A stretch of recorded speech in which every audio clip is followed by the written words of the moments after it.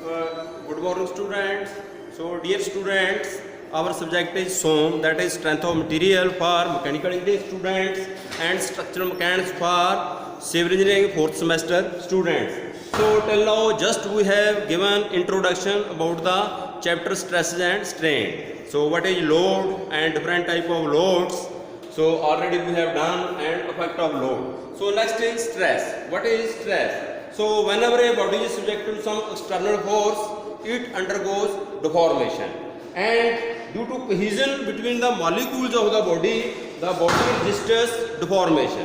So, in the figure shows a bar of cross-sectional area A. So, consider a section XX. So, this section XX divides the bar into two parts. So, and the part left of the section XX is in equilibrium if P is equal to the resisting force. If P is equal to resisting force, P is the external force and R the resisting force. If P is equal to R. So similarly, the part right to the section XX is in equilibrium if P is equal to resisting force R. So this resisting force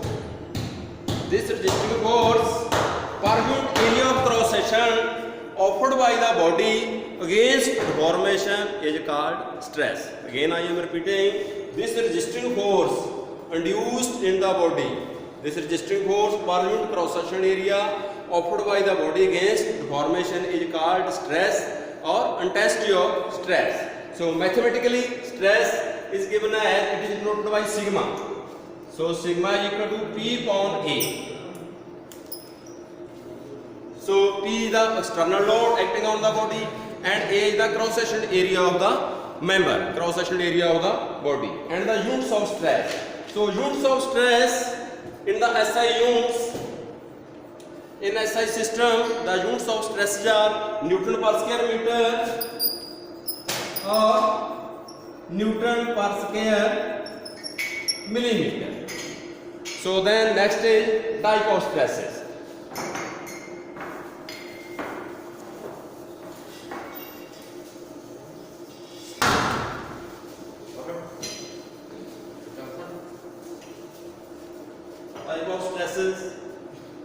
Type of stresses.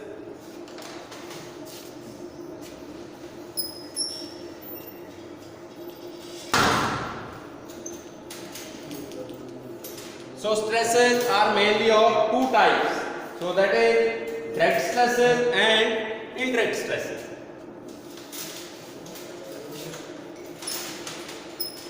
Direct stresses and indirect stresses. So direct stresses.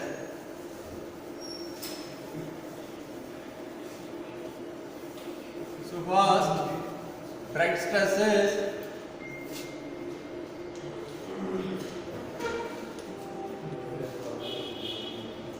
So direct stresses, they are also known as simple stresses. इन्हों से simple stresses भी कह रहे हैं. So direct stresses acts perpendicular to the cross section of the member. Direct stress always acts perpendicular to the cross section of the member, and direct stress, it is also known as normal stress. Direct stress, they are also known as normal stresses. Tensile stresses and compressive stresses are direct stresses. So first, tensile stresses.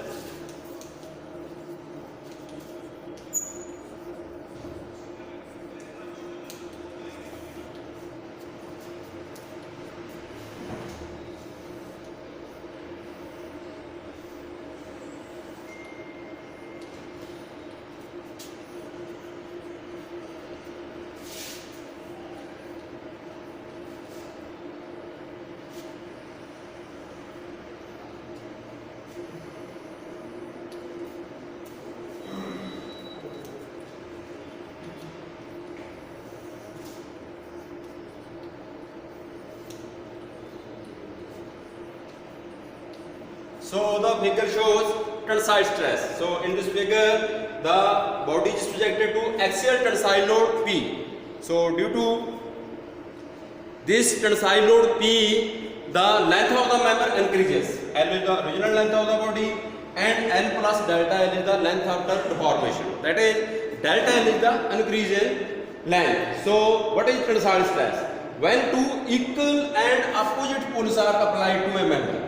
When two equal and opposite pulls are applied to a member, the stress induced in the member is known as tensile stress.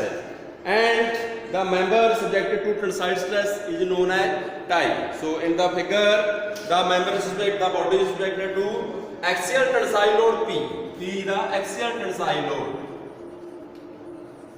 P is axial tensile load and capital A is the cross sectional area of the member. Then tensile stress sigma T is given as sigma T is equal to P upon A. So then next is compressive stress.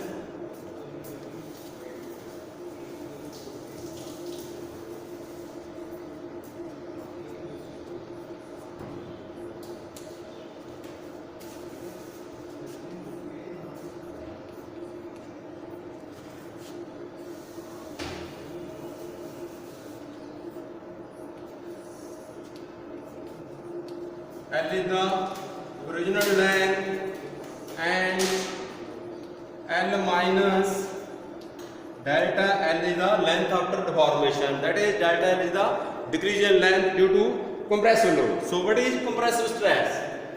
So second is compressive stress. So compressive stress, when two equal and opposite pushes are applied. When two equal and opposite pushes are applied to the member, the stress induced in the member is known as compressive stress, and the member subjected to compressive stress is known as stirred. Member subjected to compressive stress is known as stirred. So in this figure, P is the axial compressive load, A is the cross-sectional area of the member, L is the original length, and L minus delta L is the length after deformation. Then compressive stress sigma C. Sigma C is compressive stress. This is equal to P upon A. So next is shear stress.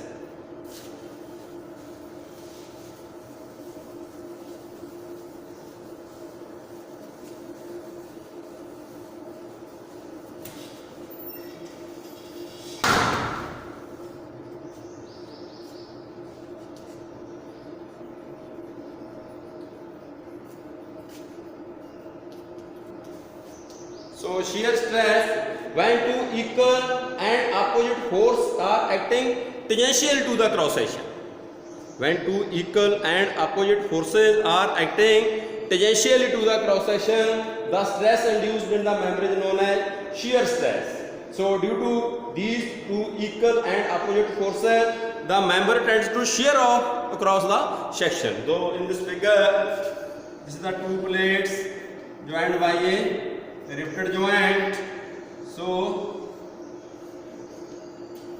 this is the forces P, equal and opposite forces are acting tangentially. So this is the A, the area of cross section of the rivet. Area of cross section of rivet. So due to this force, the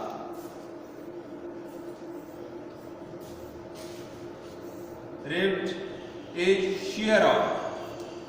So due to this pressure force, the rivet is shear off. So this figure shows shear failure of the rivet. This is the shear failure of the rivet. The figure shows shear failure of rivet. So again, one more example of the shear stress is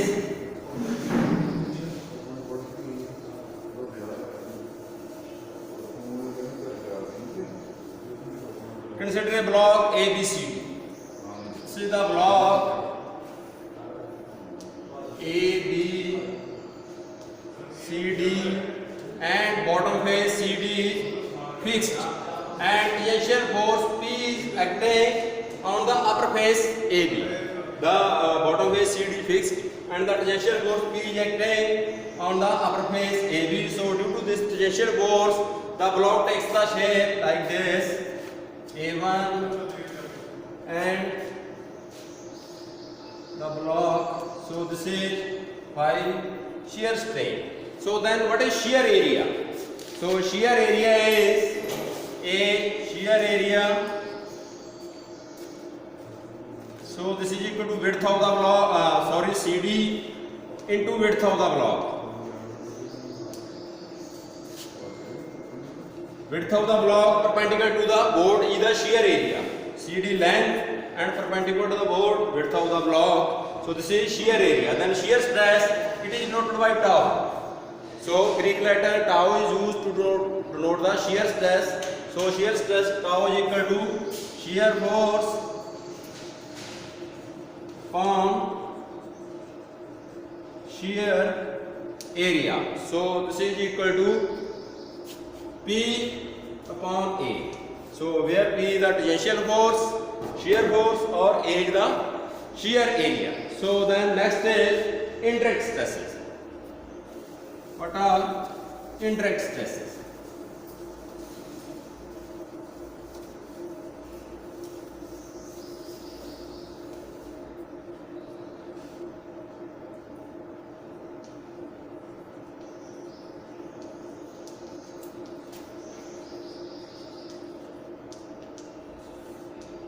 So indirect stresses, they are the stresses which do not develop by the direct loading condition. So indirect stresses, in the indirect stresses, tensile stresses, compressive stress and shear stress. All the three types of the stresses, that is tensile stresses, compressive stresses and shear stresses, they develop, but they develop they do not develop by the direct loading. They do not develop by the direct loading. So these are the indirect stresses. So bending stresses and torsional stresses are examples of indirect stresses. Bending stresses and torsional stresses, they are the example of indirect stresses. Thank you.